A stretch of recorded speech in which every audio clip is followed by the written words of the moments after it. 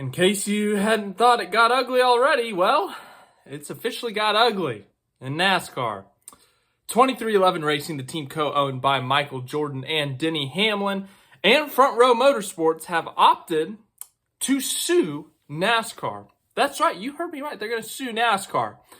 Now, these are the two teams that have not signed the charter agreement. For those of you who are not aware, there's a charter agreement in place. It was from 2016 to this upcoming year. It expires at the end of the calendar year, or I guess technically the end of the race season. And essentially, it's a guaranteed spot in the field every week. It's more money. It's more guarantees, and that's the short version of it. Well, out of the 15 NASCAR Cup Series teams, 13 of the teams have signed a new charter deal. The charter negotiations have been going on for really years, but it's just the teams have never felt in a good position. They have voiced their displeasure with NASCAR and these negotiations, but finally, at the beginning of September, the majority of them, do I say folded or do I say signed? Maybe both. But as I said, only 13 of the 15 teams signed, meaning 2 teams did not. There was no hard deadline. Obviously, the end of the season, the end of the actual charter agreement, that would be the hard deadline, officially at least. But NASCAR set their own deadline back at the beginning of September, and 2311 and Front Row Motorsports opted not to sign that deal. Looking for a better deal, looking to sue NASCAR, maybe. They're trying to call NASCAR's bluff. You know, where's this going to go? It's going with the lawsuit. Yeah, they're suing NASCAR. Let's read the joint statement from the teams real quick. Well, it's actually quite a long statement, but we'll read the joint statement from the two teams. Then we will move on to some more details and who is representing them and how this affects NASCAR in the big. 2311 Racing and Front Row Motorsports today jointly filed an antitrust lawsuit in the Western District of North Carolina against NASCAR and its CEO, Jim France, arguing that the stock car racing circuit and its leadership have used anti-competitive practices to prevent fair competition in the sport. In a joint statement, 2311 and Front Row said, "We share a passion for racing, the thrill of competition and winning. Off the racetrack, we share a belief that change is necessary for the sport we love. Together, we brought this antitrust case so that racing can thrive and become a more competitive and fair sport in ways that will benefit teams, drivers, sponsors, and most importantly, fans. NASCAR and the France family operate without transparency, have stifled competition and control the sport of stock car racing in ways that unfairly benefit them at the expense of team owners, drivers, sponsors, partners, and fans. Through the following anti-competitive practices," and they got some bullet points here. They are fully prepped, baby. "Buying a majority of the premier racetracks that are exclusive to NASCAR races, imposing exclusivity deals on NASCAR-sanctioned racetracks, acquiring Automobile Racing Club of America, the only notable stock car racing series competitor," which is ARCA, by the way, "preventing teams from participating in any other stock car races while also retaining ownership over next-gen parts and cars, and forcing teams to buy their parts from single-source suppliers chosen by NASCAR. No other professional sport in North America is run by a single family that enriches themselves through these kinds of unchecked monopolistic practices." Using some big words in here. Central to the lawsuit are the original NASCAR charters adopted in 2016 and the recently updated 2025 agreements, which the 2311 and Front Row Motorsports teams did not sign because of the unfair terms. After more than 2 years of attempted negotiations over the 2025 agreements, during which NASCAR continually stonewalled and refused to engage constructively, we concluded that litigation was the only way to address the anti-competitive practices of NASCAR and the France family. In the coming days, we will file a preliminary injunction to enable our teams to race in the next calendar year under the 2025 charter agreement while continuing to pursue our antitrust litigation. The filing will seek discovery from both NASCAR and Jim France related to their exclusionary practices and intent to insulate themselves from any competition. 2311 and Front Row will seek treble damages for the anti-competitive terms that teams have been subject to under the 2016 charter agreement. 2311 was founded in 2020 by, yes, we know about the teams. And then it goes on to say 2311 and Front Row have retained Winston and Strawn LLP as legal counsel, led by Jeffrey Kessler, which we'll talk about later. Denny Hamlin said, "It's actually pretty simple in my opinion. When I look around, I see that the best and most competitive sports in the world understand that when teams thrive, fans benefit, and that everyone who invests in making the sport a success should share fairly in that success. With the right changes, we can certainly make that a reality in racing." Bob Jenkins, who owns Front Row, said, "I've been a part of this racing community for 20 years and couldn't be more proud of the Front Row Motorsports team and our success. But the time has come for change. We need a more competitive and fair system where teams, drivers, and sponsors can be rewarded for our collective investment by building long-term enterprise value, just like every other successful professional sports league." Then Michael Jordan, one of the co-owners of 2311, said, "Everyone knows that I have always been a fierce competitor, and that will to win is what drives me and the entire 2311 team each and every week out on the track. I love the sport of racing and the passion of our fans, but the way NASCAR is run today is unfair to teams, drivers, sponsors, and fans. Today's action shows I'm willing to fight for a competitive market where everyone wins." Curtis Polk, the third owner of 2311, says, "A true partnership, not dictatorship, is our goal.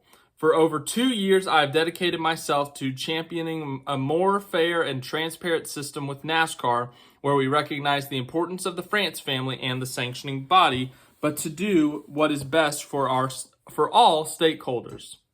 The charter that was forced on the teams with only hours' notice does not accomplish these objectives. The new charter is an attempt to further marginalize the team's voices in the sport and consolidate control and the power in the hands of the France family for their sole benefit. I hope our actions today lead to a future of collaboration for this great sport we love." Now look, that's a lot of information to process. That's a lot of words to process. That's a lot of big words. So we'll go through part of it. Let's just compact it into like a few sentences here first. 2311 and Front Row, they think the new charter deal is unfair. I think that's pretty safe to say. That charter deal at Atlanta, they said like, you got till midnight to answer us, and it was like 7 p.m. So they had like 5 hours to read through 100 pages or something of a document, which is kind of crazy. And then they have their bullet points. NASCAR owns the majority of the tracks. They provide the majority of the parts of the cars. They say monopoly somewhere in there. Curtis Polk said dictatorship somewhere in there. So yes, it has gotten quite ugly, if you did not know. But yes, the charter negotiations have been ugly for a while, but now we have a lawsuit in place, and I don't know anything about law. The majority of my law knowledge is if the sign says 55, you go 55 miles an hour. That's my law knowledge right there. But seriously though, Jeffrey Kessler, who will be representing the teams, this is a big deal because he was a part of why the NCAA now allows athletes to get paid. He was a part of that. I don't know if that was a lawsuit or whatever, but he was a part of the winning side, the NCAA the athletes getting paid. He was also a part of the women's U.S. soccer team and their fight to get equally paid to the men's team. So Jeffrey Kessler has been on some high-profile sports cases, and he has won. So it's going to be very interesting. Also mentioned in there, 2025, obviously, lawsuits don't happen overnight. They don't take a couple weeks to happen. This will be a long process, meaning 2311 and Front Row, they have charters right now. Well, realistically, now that they have not signed a deal, now that they have expressed they do not intend to sign a deal until the terms are more fair to them, 2025, they will essentially be open cars, which means less pay. They won't be guaranteed a spot, but they also need to somehow guarantee they're going to have a shot at this thing. So they're filing, what did they call it? A preliminary injunction, so they can still compete, I guess. Now, the introduction of the lawsuit, Bob Pockrass got a screenshot of this. Look at what this says. This is a case about the unlawful monopolization of premier stock car racing by the France family in order to enrich themselves at the expense of the premier stock car racing teams that the fans come out to see and that sponsors and broadcasters value. Yeah, 2311 and Front Row are not holding back on how they feel about the France family in NASCAR. The France family has owned NASCAR from the beginning. Bill France found this sport. His son, Bill France Jr., ran it for a while. Then it went to Brian. Then it went to Jim. They've run the sport forever, literally forever. And everyone's respected the France family. You know, they founded the sport. They're the reason we're here today. But yeah, there is a tipping point for people, especially the teams, when it comes to them getting money. Now, there's been a lot of teams that have expressed they have not made a penny in the last 10, 15 years, and that includes the big teams, Joe Gibbs Racing, Hendrick Motorsports. They have said that they have not made money in the last 15 years because it's been a cost-heavy sport, and they have not been getting, the return on their investment in a sense. So the teams want more money. Everything's always about money, but it's really ugly. And then, look, when we talked about this a little bit over a month ago, when we talked about the charter negotiations and the initial deal, I said 2311 was holding out because of Michael Jordan himself. Because if they sue NASCAR, it's going to say Michael Jordan sues NASCAR. And that's going to be a really big deal. Well, guess what? Look at these headlines. Michael Jordan suing NASCAR is the second top headline on ESPN this morning. It's a really big deal. If this was like Front Row and I don't know, JTG Doherty has Brad Doherty. People know him. If it was like Front Row and Richard Childress Racing.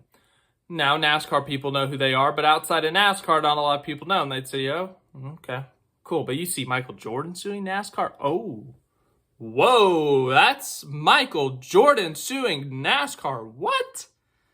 It's a big deal. So they got Michael Jordan on their side. But I don't know who's going to win this thing. I don't know who's going to have an advantage of any sort. As I said, I'm not a law expert, but if you look at it, you look at NASCAR, 2311's kind of not wrong. They don't really have any competition in terms of stock car racing. They're the biggest. They're the best. And it's always been that way. But you also look at how this deal has gone down, how the charter negotiations have gone down. And yes, I'm an outsider. I don't know everything. But from everything you read, everything you hear the team owners and the team members talk about is that NASCAR has kind of bullied their way into this charter deal, into forcing these teams, giving them 5 hours to read an agreement and saying, if you don't sign by midnight, you're screwed. Like, NASCAR's really been kind of tough on the teams here. So it's a really big deal. I can't understate that enough or overstate that enough. And it's gotten super ugly. We'll see where this case goes. Jeffrey Kessler has released a statement. It says, there has never been a case that I have found that is as egregiously anti-competitive as this one. Here we have a sport where one family has basically used its power to create an absolute monopoly for the benefit of that family. So, I mean, and then another thing, you look at these negotiations, the France family has wanted to add clauses that say they can own a team, that says that they can own a charter. Like, these negotiations have gone wild. I would have to talk about this on a live stream next week, the Monday after. We can talk about it more. But yes, if it hasn't gotten ugly before, it's gotten ugly. So NASCAR getting sued by two of its teams, 2311 and Front Row Motorsports, accusing them being of a monopoly, accusing them of being bullies, which is even worse. Don't be a bully, kids. But thanks for watching this video. I hope you enjoyed it. Any other updates on the situation, I will let you know. But massive news in NASCAR this morning.